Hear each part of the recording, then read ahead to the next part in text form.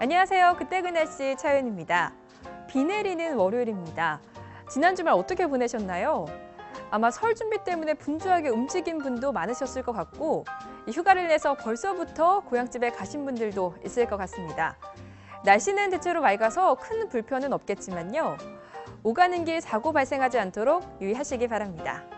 자, 오늘 그때 그 날씨는 1995년의 소식들로 꾸며봤습니다. 오늘의 사진부터 준비했습니다. 네, 사진이 한 장 실려 있고요. 이 사진 속에 무언가 가득한 모습인데요. 설명을 읽어보겠습니다. 기상이변의 피해를 줄이려면 지구온난화와 엘니뇨 등 지구 규모의 현상에 대한 이해를 넓혀야 한다. 지난해 여름 폭염으로 물고기가 떼죽음한 스페인 산페드로댐. 이 화면 속에 보이는 물체는 물고기였습니다. 극단적인 기후현상 중 대표적인 것이 엘니뇨와 라니냐입니다. 94년도에는 엘니뇨가 세계적으로 기승을 부렸고 스페인에서는 물고기 떼죽음 당하는 참사가 벌어졌네요. 지금까지도 막막하기만 한 것이 지구온난화 문제인데요. 앞으로도 인류가 가져야 할 영원한 숙제겠죠? 다음 기사 볼게요. 네, 화장품도 한 번 쓰고 버릴 수 있나요? 이 기사는 리필용 화장품에 대한 내용을 담고 있습니다.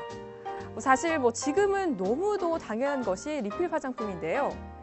이맘때쯤부터 대중화되기 시작했나 봅니다. 신문의 내용 잠시 읽어보겠습니다. 네, 올 1월부터 쓰레기 종량제가 시행되면서 환경에 대한 소비자들의 관심이 더욱 높아진 데다 리필 제품 품목도 다양해졌기 때문이다. 바로 이 이유 때문에 리필 제품이 대중화됐었네요. 다음 소식 볼게요.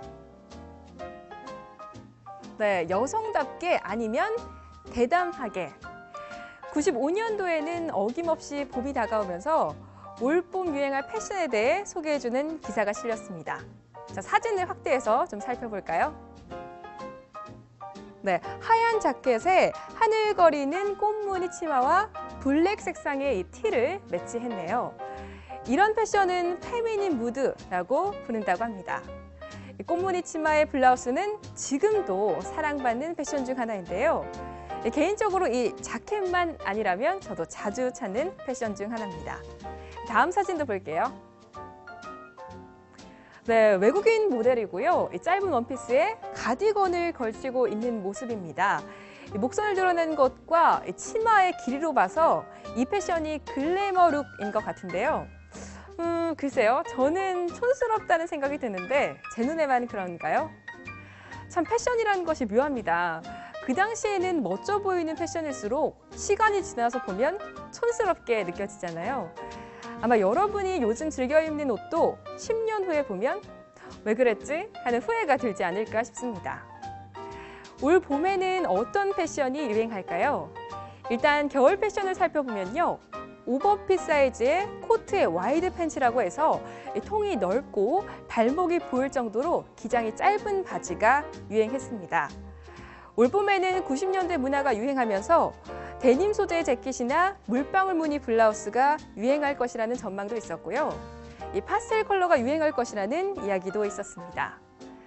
결국 요즘 패션이라는 것이 똑같은 것에서 벗어나 각자의 개성에 맞춰 입는다는 의미인 것 같죠?